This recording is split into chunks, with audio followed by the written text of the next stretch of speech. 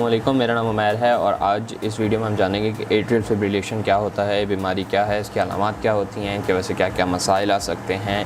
अलगर्ज़ वो तमाम बातें जो कि एक आम आदमी के जहन में आती हैं इस बीमारी का नाम सुन के, वो तमाम बातें इस वीडियो के अंदर मैं आंसर करूँगा और समझाने की पूरी कोशिश करूँगा और एक सादा और आसान ज़ुबान में समझाने की पूरी कोशिश करूँगा कि बुनियादी तौर पर यह बीमारी क्या है।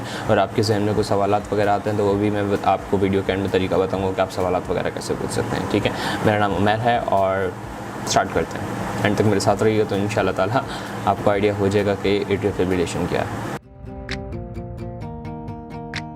एट्रियल फिब्रिलेशन बुनियादी तौर पे होता ये है कि हमारा दिल फड़फड़ाना स्टार्ट हो जाता है। ठीक है, जो मरीज़ होता है उसके दिल का कुछ हिस्से ऐसे होते हैं जो ज़रूरत से ज़्यादा धड़कना शुरू हो जाते हैं या फड़फड़ाना शुरू कर देते हैं। ठीक है, और उसकी वजह से बुनियादी तौर पे जो मसाइल पैदा होते हैं वो बहुत सी चीज़ों को, बहुत सी बीमारियों का रिस्क बढ़ा देते हैं, जैसे कि फालिज का रिस्क बढ़ जाता है।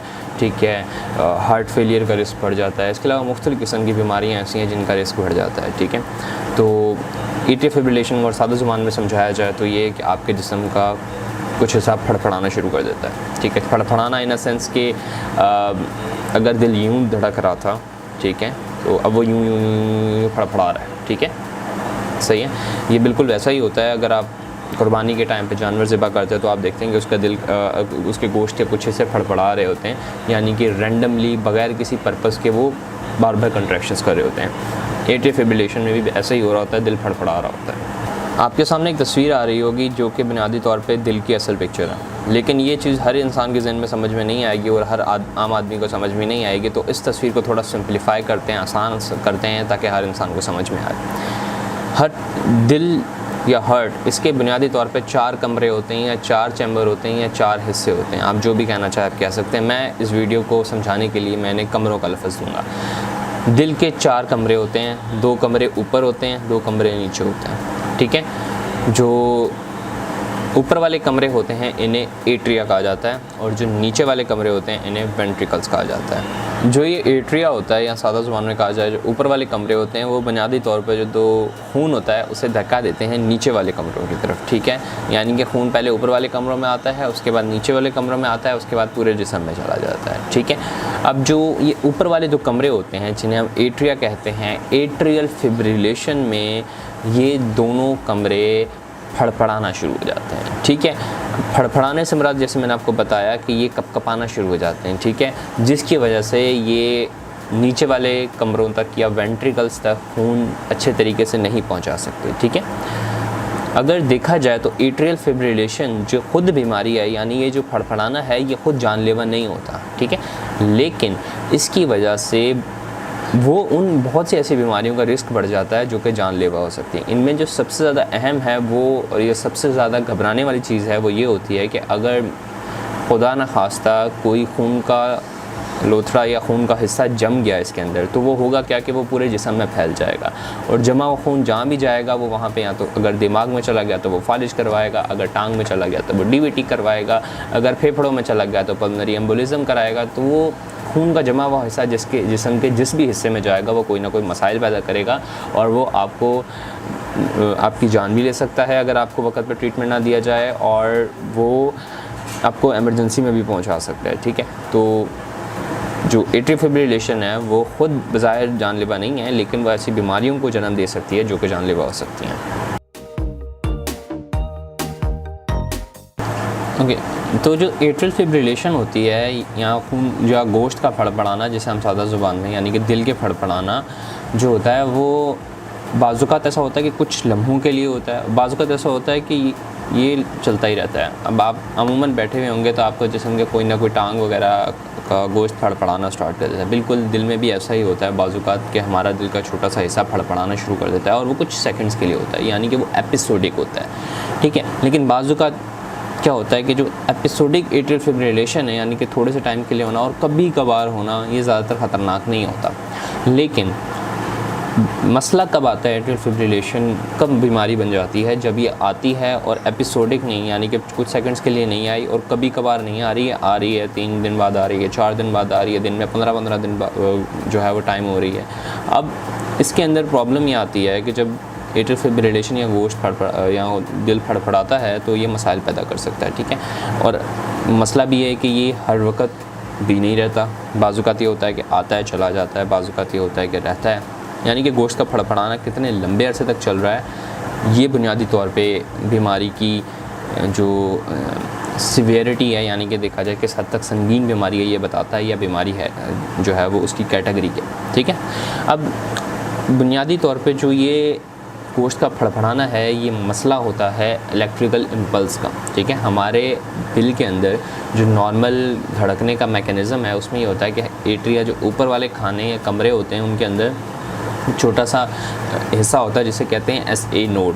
ठीक है, अब इस SA नोड के अंदर जो है बिजली का एक झटका सा निकलता है, वो पूरे पहले ऊपर वाले दोनों खानों में फैलता है और उनको यू कैन से कंट्रैक्शन यानी कि सुकड़वाता है, वो पंप करते हैं, यानी कि वो जो खून ऊपर वाले दोनों खानों में होता है, जो कमरों में होता है, वो नीचे चला जाता है। ठीक है, यानी कि उस बिजली से एक झटका पैदा हुआ, उसने ऊपर वाले कमरों को स्क्वीज़ करवाया या दबाया, जिसकी वजह से यानी कि जैसे एक बैलून होता है, ठीक है, उस बैलून को आप जब दबाते हो तो वो क्या होता है, नीचे जाता है। इसी तरह बिल्कुल ऐसे ही नीचे वाले कमरों के अंदर खून जाता है और वो फिर बिजली का झटका जो है वो आहिस्ता आहिस्ता नीचे वाले कमरों तक पहुंचता है और वो नीचे वाले कमरों को भी इसी तरह सुकड़वाता है या फिर स्क्वीज़ करवाता है, इसकी वजह से खून जो है जिस्म के कोने कोने पे जाता है। ये मैकेनिज़्म है जिसके तहत जो है वो हमारा दिल धड़क रहा होता है। अब एट्रियल फिब्रिलेशन में ये जो ऊपर वाले दो खाने होते हैं, ठीक है, इनके अंदर जो इलेक्ट्रिकल एक्टिविटी है, यानी कि जो बिजली की ये झटका था,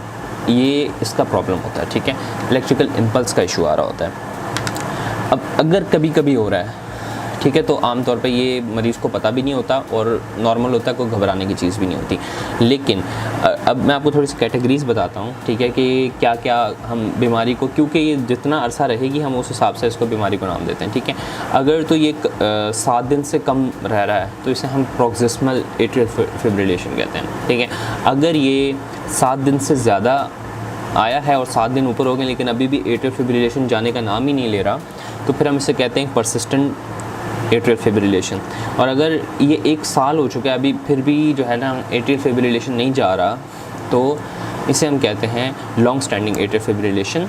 और एक होता है जिसे हम कहते हैं परमानेंट एट्रियल फिब्रिलेशन, ये सबसे ज़्यादा ख़तरनाक होता है। आपको मैंने बताया कि जो एट्रियल फिब्रिलेशन है वो बुनियादी तौर पर मसला होता है इलेक्ट्रिकल इम्पल्स के सिस्टम का।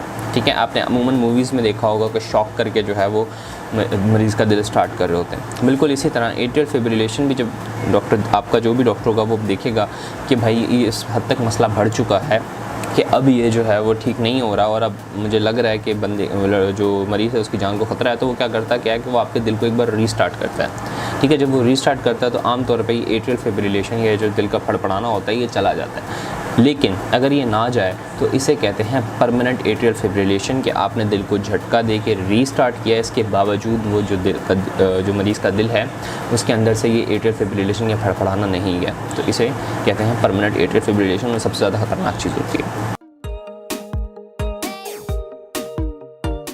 अब चलते हैं एट्रियल फिब्रिलेशन की अलामात के ऊपर कि एट्रियल फिब्रिलेशन किन किन अलामात के साथ जो है वो आ सकता है।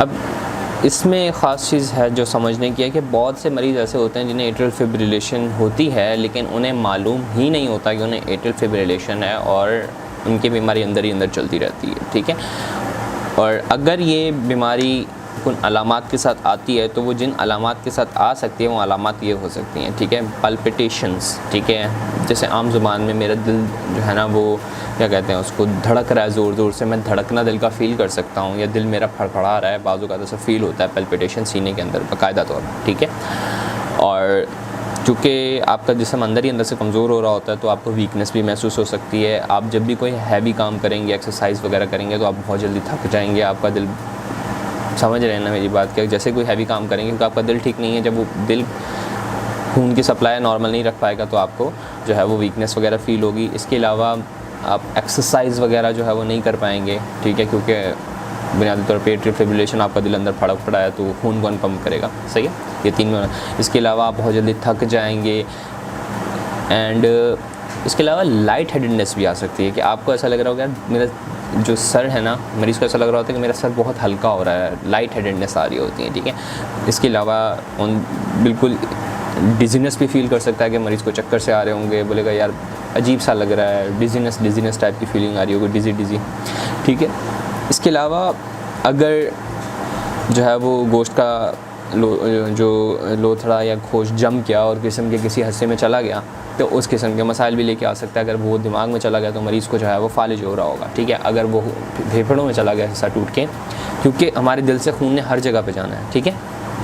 तो इसीलिए ये एट्रियल फिब्रिलेशन ख़तरनाक है कि अगर किसी ना किसी तरह खून जम गया और वो जिस्म के किसी भी कोने में जाके फंस गया तो मसाइल लेके आएगा। अगर वो फेफड़ों में चला गया तो आपको सांस लेने में मसला होगा, आप सांस ले रहे होंगे लेकिन आपका जिस्म को ऑक्सीजन नहीं मिल रही होगी, जिसकी वजह से आप बहुत बड़े बड़े सांस ले रहे होंगे और मरीज़ देखें और जो है ना इसके बावजूद आपको जो है वो सांस की तलब नहीं जा रही होगी, शॉर्टनेस ऑफ ब्रेथ होगी, ठीक है। इसके अलावा चेस्ट पेन हो सकता है, ठीक है। इसके अलावा अगर जिस्म के किसी और हिस्से पे चला गया, मिसाल के तौर पे आंतरों में जाके फंस गया तो आपको पेट का दर्द हो सकता है, अगर टांग में जाके फंस गया तो आपको टांग का दर्द हो सकता है, ठीक है। तो ये चीज़ जो है ना वो बड़ी सरप्राइजिंग है या थोड़ी ट्रिकी है कि इसकी जो अलामात हैं या तो आएंगी नहीं, अगर आएँ तो बहुत ही ज़्यादा चेंज हो सकती हैं, ठीक है। और किस किस तरीके से आ सकती हैं ये भी मैंने आपको बता दिया। एट्रियल फिब्रिलेशन की क्या वजूहात हो सकती हैं, ठीक है, क्या बुनियादी तौर पर मसला है। आपको मैंने बताया जो बुनियादी एक बेसिक प्रॉब्लम है वो आता है इलेक्ट्रिकल सिस्टम के अंदर, ठीक है। जो इम्पल्स का सिस्टम है जो दिल को धड़का रहा है उसके अंदर मसला आ रहा है। तो इसमें जो मरीज़ होता है उसकी धड़कन बाज़ुकात 100 से भी ऊपर चली जाती है, 100 150 ये नॉर्मल लग रही होती है, ठीक है।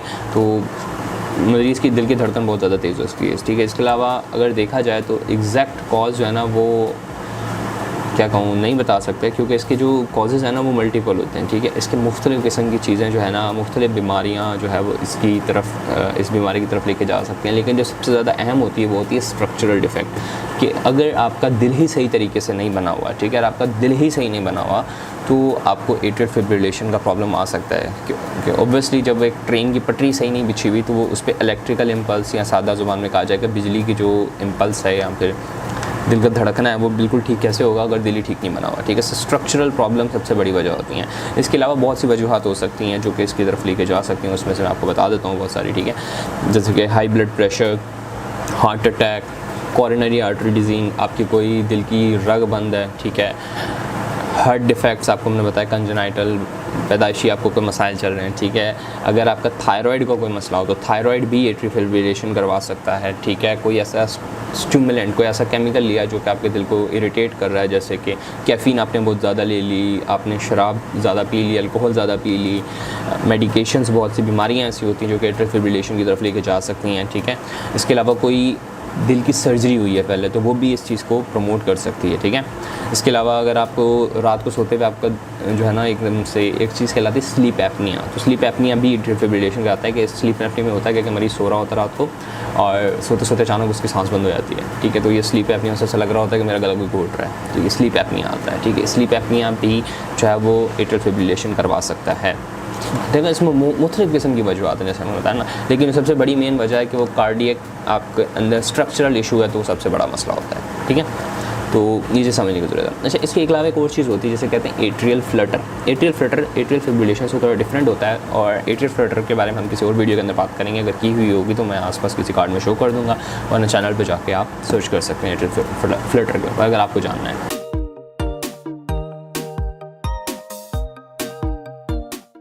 तो रिस्क फैक्टर्स, कौन सी ऐसी चीज़ें या कौन सी ऐसी बीमारियां या कौन सी ऐसी कंडीशंस हैं जो कि आपको एट्रियल फिब्रिलेशन के मोर प्रोन करती हैं, यानी कि आपको होने के चांसेस बढ़ा देती हैं, ठीक है।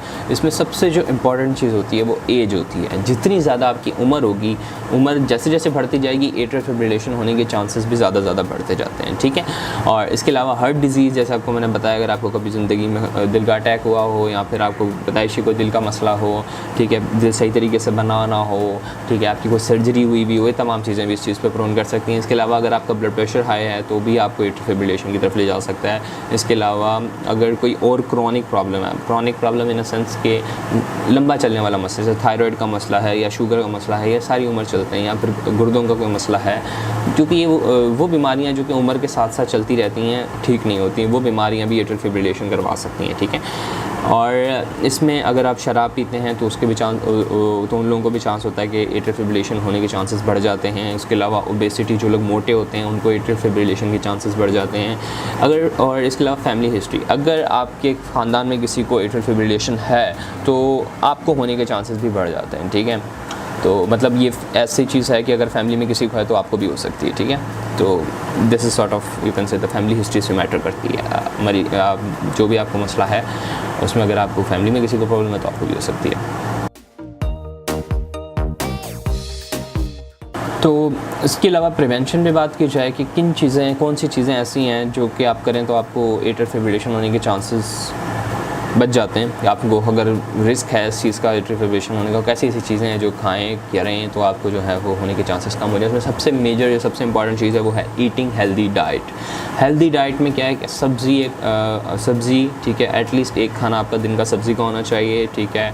और वो तमाम चीज़ें आपको तकरीबन ज़्यादा लोगों को आइडिया है कि हेल्दी खाना क्या होता है, ठीक है। अलॉन्ग विद एक्सरसाइज, अगर आपकी लाइफस्टाइल में एक्सरसाइज नहीं है तो आपको कोई भी बीमारी होने के चांसेस बढ़ जाते हैं, ठीक है। एट्रियल फिब्रिलेशन होने के भी चांस बढ़ जाएंगे अगर आपकी एक्सरसाइज और फिजिकल एक्सरसाइज वाली लाइफस्टाइल नहीं है, आप हर वक्त बैठे ही रहते हैं और सिर्फ जाके घर पे सो जाते हैं। और पाकिस्तान में ज़्यादातर लोगों के साथ मसला इसी वजह से आ रहा होता है क्योंकि पाकिस्तान में एक्सरसाइज का कॉन्सेप्ट नहीं है, ठीक है। और आपको और एक्सरसाइज भी इन सेंस ऐसा नहीं आप उठे 2-4 कदम चले और एक्सरसाइज पूरी होगी। एक्सरसाइज का एक प्रॉपर वे होता है, ठीक है। मैंने वो चीज़ समझाई हुई है जो बाकायदा एक WHO के प्रोटोकॉल्स के हिसाब से जो रियल एक्सरसाइज होती है वो क्या होती है मैंने समझाई हुई, आसपास कार्ड में लगा दूंगा, देख लीजिएगा, ठीक है। तो इसके अलावा स्मोकिंग अवॉइड करें, ठीक है। अगर आप सिगरेट वगैरह पीते हैं तो वो छोड़ दें, अगर अल्कोहल पीते हैं तो वो छोड़ दें, ठीक है।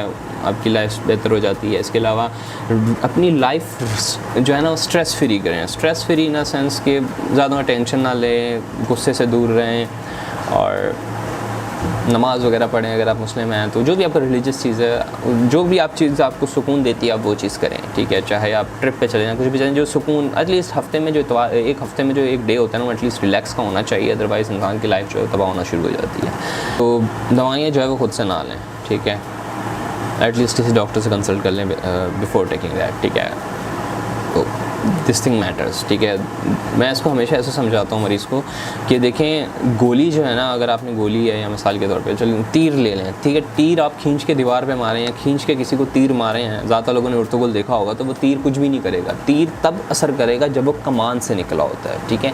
तो जो गोलियाँ होती हैं या जो दवाइयाँ होती हैं वो तीर होता है, ठीक है। चलाने वाला डॉक्टर कमान होता है, ठीक है। उसे पता होता है कैसे चलाना है। अगर वो तीर कमान से नहीं निकलेगा तो वो तीर बेकार है, ठीक है। जब वो कमान से निकलेगा तो वो बंदे की जान भी ले सकता है, मतलब वो इफेक्टिव होता है, सही है। तो ये चीज़ समझने की ज़रूरत है। दवाइयाँ खुद से लेना ना शुरू करें, और स्पेसिफिकली फार्मासिस्ट वालों से, ठीक है। उनको सिर्फ एक चीज़ पढ़ाई जाती है, वो होता है जो दुकान वाले होते हैं उनको सिर्फ ये चीज़ पता होती है कि भाई ये दवाई है। उनको नहीं पता होता कि दवाई के पीछे मैकेनिज्म क्या है। एक दवाई के 1000 फ़ायदे होते हैं, 1000 नुकसान होते हैं, 1000 इंटरेक्शंस होते हैं, ठीक है। तो ये चीज़ें माइंड में रखें। डायग्नोसिस या तशख़ीस, ठीक है। अब ये एक ऐसी चीज़ है जो कि एक डॉक्टर ज़्यादा बेहतर करता है, तो ठीक है मैं इस पर ज़्यादा बात नहीं करूँगा, ठीक है। ये आप हम पे छोड़ दें। होता क्या है कि जब ज़्यादा मुँह को समझा दिया है ना तो खुद ही टेस्ट करने बैठ जाते हैं, खुद ही डॉक्टर बन जाते हैं, ठीक है। कितने केसेस ऐसे हुए हैं मेरे से, ठीक है। तो थोड़ा सा आपको फिर भी एक्सप्लेन कर देता हूँ, क्योंकि एट्रियल फिब्रिलेशन एपिसोडिक होता है, ठीक है। ये कभी होता है कभी नहीं होता है। मिसाल के तौर पे 24 घंटे का टाइम है एक दिन के अंदर, तो हो सकता है कि 1 या 2 मिनट रहा हो, ठीक है। अब जब आपकी ECG की वो नॉर्मल आई तो इसका मतलब क्या है कि आपको एट्रियल फिब्रिलेशन या AF नहीं है, हो सकता है। लेकिन जब आपकी ECG हुई उस वक़्त वो नहीं थी, क्योंकि ये लाजिम तो नहीं है हर वक्त पूरा दिन ही चलता रहेगा, ठीक है। तो ये एपिसोडिक इशू होता है, तो इसलिए जो इसका तशख़ीस है वो बड़ा मसला हो जाता है, ठीक है। अगर तो ECG पे पकड़ी जाए, जब आपकी ECG हुई उस वक्त आपको एट्रियल फिब्रिलेशन चल रही थी तो समझ में आ जाएगी। अगर नहीं चल रही थी तो बड़ा मसला हो जाता है, ठीक है।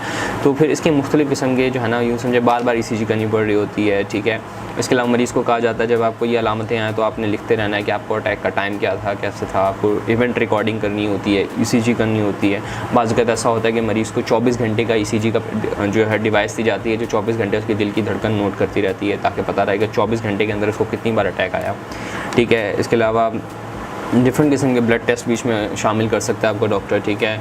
और स्ट्रेस टेस्ट करवा सकता है, चेस्ट एक्सरे करवा सकता है।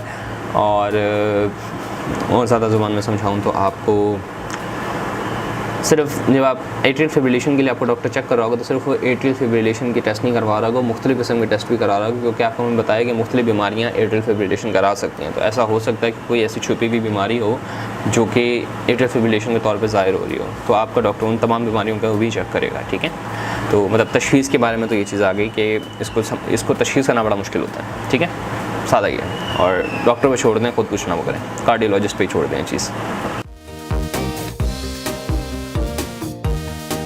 अब ज़रा आएँ अगर इलाज के ऊपर, तो इसका जो इलाज किया जाता है उसके दो मेजर प्रिंसिपल हैं या दो तरह का इलाज होता है, ठीक है। एक होता है एक्टिवली आपका बीमारी को ठीक करना, दूसरा होता है मसाइल से बचना, ठीक है। तो मैंने बताया जो एट्रियल फिब्रिलेशन या खुद बुनियादी तौर पे जानलेवा नहीं है, लेकिन ये ऐसी बीमारियों को जन्म देती है जो कि जानलेवा होती हैं। यानी कि पहली जो चीज़ इलाज आपका डॉक्टर करेगा, वो पहला क्या करेगा, वो आपका पहली चीज़ जिसकी चेक कर रहा होगा या जो इलाज कर रहा होगा, वो इस एट्रियल फिब्रिलेशन को टैकल कर रहा होगा, ठीक है। वो इस बीमारी को देख रहा होगा।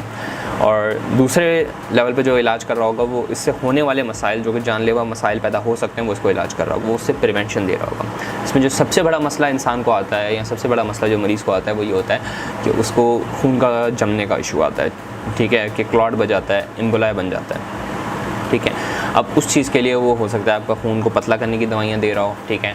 और चूँकि एट्रियल फिब्रिलेशन मैंने आपको बताया कि दिल की धड़कन तेज़ हो जाती है, तो वो हो सकता है दिल की धड़कन जो है वो कंट्रोल कर रहा हो सकता है वो जो दिल का इलेक्ट्रिकल इम्पल्स का इशू आ रहा होता है वो साथ में ट्रीट कर रहा हो। तो इसमें जो ट्रीटमेंट होता है वो बहुत सारी दवाइयों को मतलब ये मिक्सचर करके दिया जाता है, ठीक है। लेकिन जो प्रिंसिपल है, एक पहला डॉक्टर आपको चेक जो है ट्रीटमेंट किस चीज़ की चला रहा होगा, आपको दे रहा होगा, वो दे रहा होगा एट्रियल फिब्रिलेशन की ट्रीटमेंट दे रहा होगा, आपको इलाज उसका कर रहा होगा। और सेकेंड चीज़ पर जो आपका इलाज कर रहा होगा, वो होगा उनसे होने वाले मसाइल से बचाने के लिए, ठीक है। इसमें सबसे ज़्यादा जो चीज़ें दी जाती हैं, या तो वो एस्पिरिन देगा या फिर वारफरिन पे रखेगा, ये मुख्तलिफ़ किस्म की दवाइयाँ होती हैं, ठीक है, जो कि खून को जमने से बचाती हैं या खून को पतला रखती हैं, ठीक है। तो ये सारी कहानी है इसकी।